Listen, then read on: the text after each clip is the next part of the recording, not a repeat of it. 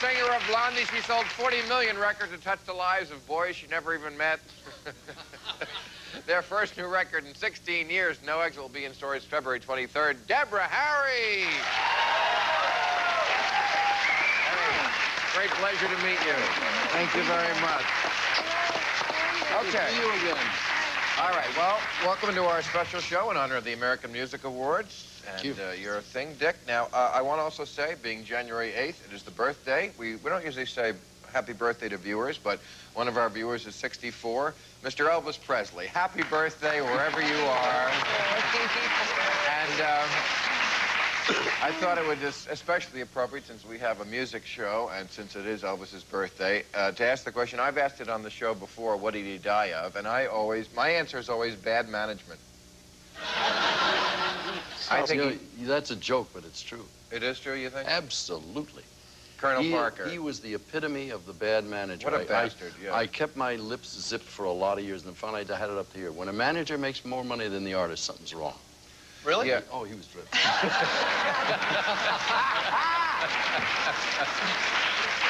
Next. Yeah, he took a lot of money, and but more than that, he kept Elvis in ruts. You know, and Elvis was unfortunately unable to break out of that. First he had him in the movie rut, and then he had him in the Vegas rut. He convinced him he should be a recluse, surrounded him by people who said, yes, that's not a way to live. It was the isolation, I think, that was really the deadly part of his existence. But I wonder what would happen to Elvis today with the kind of media scrutiny we have, because nowadays we find out things about people as they're doing them. Right. Point in case the president, okay? I mean, all the presidents did stuff. We only found out about it years later. Now we find out nowadays. Now, I mean, Elvis... I think he had such immunity from the American public because, you know, he struck a chord in all of us. You know, and the fact that he would go out there in a jumpsuit with the pens on and a WWF belt, it was okay. You know, for some reason. Yeah. But that was way later. It was late, but don't think they weren't very vicious in the 70s as well. You know, I read a lot of cream magazines that said they were. Right, what's it? I always liked the Rhinestones. What's up? Those rhinestones are fresh. Him and Evel Knievel, you know, the rhinestone thing. They had to work satin and rhinestones. Takes a real man to wear rhinestones. But, you know, he only got fat in the last 2 years. But before that, he used to get fat between public appearances, but nobody knew about it because he'd get fat, and then when he had to go back and work, he'd get thin. I hear he took drugs. Oh. Well, you know, I think that even now, but more so back then, that was one of the ways the record companies and the management controlled the artists through drugs. Oh, that had nothing. Come on. I totally believe that. Okay, I can give you for instance. I won't say any names because I don't want to embarrass anybody. But I know of a group, a really popular black band in the 70s, and the lead singer got paid off in cocaine a couple of times. Well, that was the OJs. But no, but, you know... And then they killed their wives, but... Dick and I were talking about this. I think it was a way to anesthetize Elvis.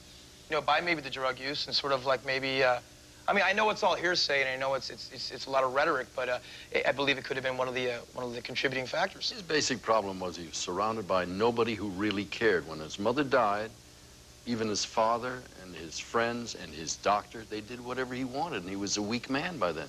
He was a tragically... I can't even figure the word. He's just a tragic man. Fat? Doctor on the payroll. No, it wasn't fat. Wasn't coming out of my mouth. I liked the man. I thought he was humble. He was nice. He was kind. He was generous, overly generous. Yeah, but that was one side of him, Dick. He also could be a real bastard, and he was... Oh, come on. Shot out a couple of television sets. What? That's cool. But you know... No. But you know, there wasn't anybody as big as him during his time, so that was a lot of pressure, man. You got to think about the kind of pressure he was under. I mean, right. You know, we go through it from time to time, but it's not. You're right. I'm not nearly under the kind of pressure, or any of us under the kind of pressure he was under, because everybody was looking at him. Everybody knew who he was. Everybody don't know who I am. Okay, your grandmother probably don't know who I am. Yeah, unless she watches the show. We're going to talk about the people who do. We got to take a break. We'll be right back.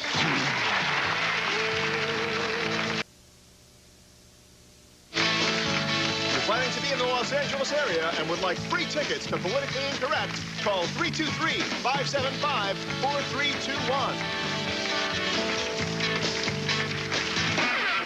Okay, we're back now. Coolio, the last time you were here, you were a little late for the taping because you were golfing.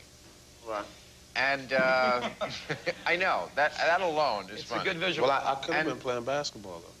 No, I mean, no, that's not where I was going with that. But I'm just saying, now, I personally am actively against golf. But that's just my thing. Well, you know, for most of my life, so was I, until I played the first time. When I played the first time, it was like drugs. I got hooked. But it's just so wrong for you to golf. Come on.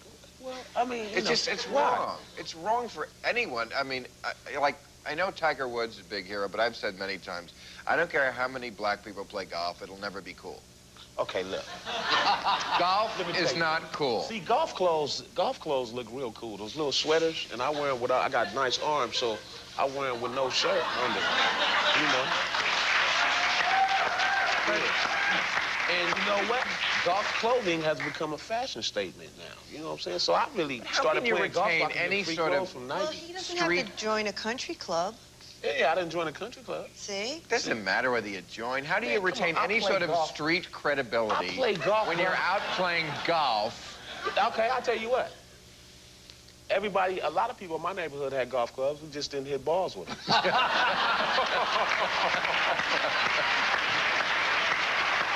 on. Seriously.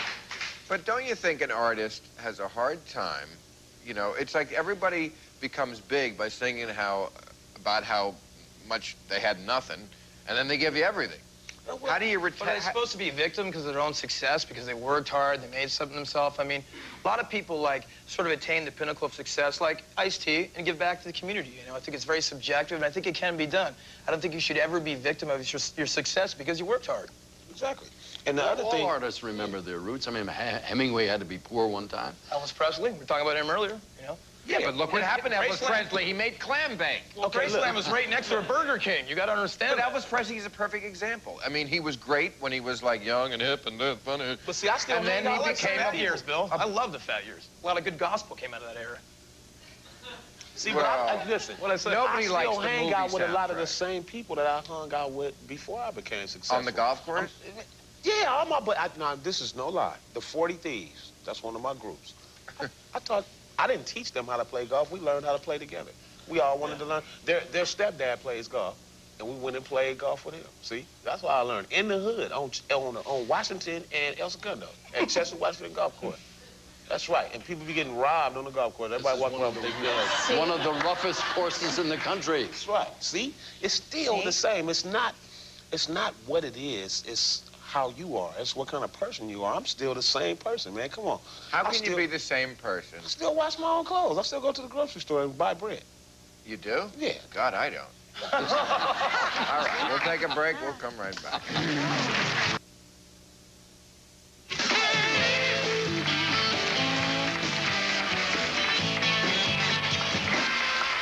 Okay, we were talking about whether you can play golf and so forth and retain your credibility. What about Christian rock? There's something that always seems like a contradiction. And I read more and more about it, and I know it's on the charts some places. That's right. It's getting huge. The thing is, it's like, you know, with the moral decay of teenagers today, and believe me, I know, God bless them, but... Which you're contributing to as much as you can. Well, I'd rather think of golf as a form of religion than Christianity. I mean... Well, that is really? True. Yeah. But, you know, to many people it is. Many people care so much more about their golf game than they do about anything else. I don't. I know, but that's why golf is dangerous, because people become obsessed with it. Right. And it really is just a place to get away from your wife. Well, I'm not going to comment on that. Let me get to the point of this. Christian rock, because rock and roll is really all about rebellion and sex. Come on, Dick. Dick, who would know better? I have been there from time immemorial, since the Stone Age. All kinds of people sing all kinds of music. It doesn't make any difference. You can be very, very religious. If you happen to like rock music, then you put it out that way. Rock and roll was about scaring your parents, being bad, and sex. Lots and lots of sex. That was the big... Debbie Harry, please. If you can't beat him, join him type philosophy. Call me. Yes, absolutely. Phyllis, if you can't beat him, join him philosophy. You know, it used to be shout at the devil. Now it's now yelled loudly at Jesus. You know what I mean? It's like another avenue to take to, like, to, you know, preach the word of God to children, which I understand. You know, And you gotta I think David Koresh took the pyro a little too far. But other than that, music is actually music. It really is, and it doesn't matter what form of music it is. It's still music. It's made with instruments and it's made with drums, and people listen to it. And it doesn't matter what form of music it is. If you're praising God, then that's the important thing. Or if you But that's gospel music. No, That's gospel music. So it's gospel rock. Yeah, It's like crossing a over. gospel It's rap, crossing and over. But that's not Christian rock. the Lord Christian knows no rock avenues. Same thing. is trying to put together two things that are antithetical. Nah. Oh, come on.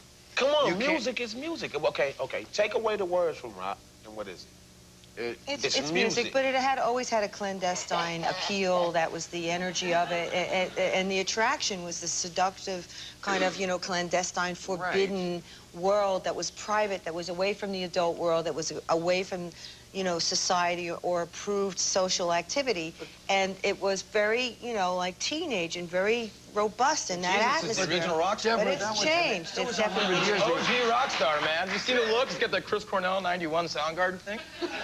No, it's totally changed. Those were the roots 100 years ago when kids Exactly. were rebelling. Right. It became a form of music. The longest lasting form of music, rap hip-hop, may get there in the next 30 years, but this thing's been around for 40 years. Exactly, exactly. There's only 12 chords, and it's how you manipulate That's them, and there's right. plenty of avenues people take So them what down. difference is there if it's But I a agree with you, positive though. message or a rebellious message? You agree with me? I do After all agree. this? Just trying to look good in front of my mom. Well, At any rate, though, really though, you just got to break it down, man. You just got to look at it, because rap was the same thing. It started out as people just basically talking nonsense. They wasn't talking about anything to a beat. It became a lot more than that. People started talking about issues, and they started talking about different things. Well, what do you think of white rap, then? What do you think about Vanilla you know Ice what? and people like that Vanilla who come Ice, in... okay, let me tell you what Vanilla Ice's problem. He really didn't have any skills. But you Now, think it would...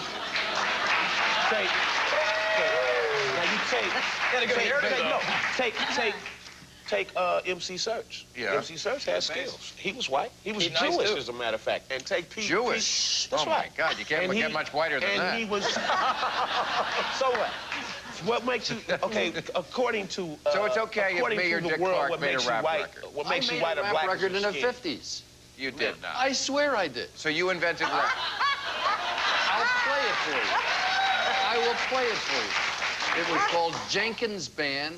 I put the name Stan right. Freeman on it, and I did it. And it was the Right. worst thing you And you ever said- heard in your life. I'm Dick Clark. I'm the Have you kind ever- of that's built to last. Have you ever... You mess with me, I'll put my foot in your ass. I remember that. Have you ever heard French rap? You need this. French and Italian rap? French rap. No. Yeah. Yeah. You go to France, you'll I've hear heard them it. rap. Oh on yeah, it. in Germany, I just heard a group. Japanese. I just heard a group in Germany called the Afro-Listics. They're incredible. Have you They got noticed something about skills. this? The four of us are against him in almost all these issues Yeah, so but I far. control the commercials. We'll be right back. Doing it on purpose. Join us Monday when our guests will be Joan Collins and Barbara Olson.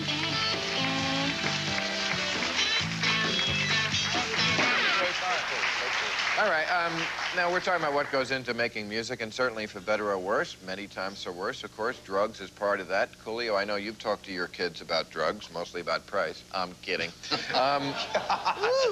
But Carol O'Connor, who recently had done a series of television ads, and they're running now, about saying, you know, when it comes to that, you have to tell your kid, you have to take away all your kids' civil rights. That's his point, is that these are your kids, this is the problem, and therefore take no prisoners. Well, you do that, you take away all their civil rights, go through their diaries, go through their clothes, and you know what you get? You get a kid on drugs. I think you're probably Right, right. so keep, so keep that up. I mean, Keep that up. You know? That's a judgment call that, you know, you just can't make a sort of a blanket statement about that. I mean, each individual situation is entirely different, you know, and I think when a person gets to the point of taking drugs, you know, there has to be a point long before that, you know, a parent should be intuitive about a person's needs, or, you know, something's but happening kids don't there. always, teenagers don't always take drugs for a desperate need like adults do. They do it because They fall into it. well, because no, it's around. No, there's more information Because they're about it now. experimental. It's peer pressure.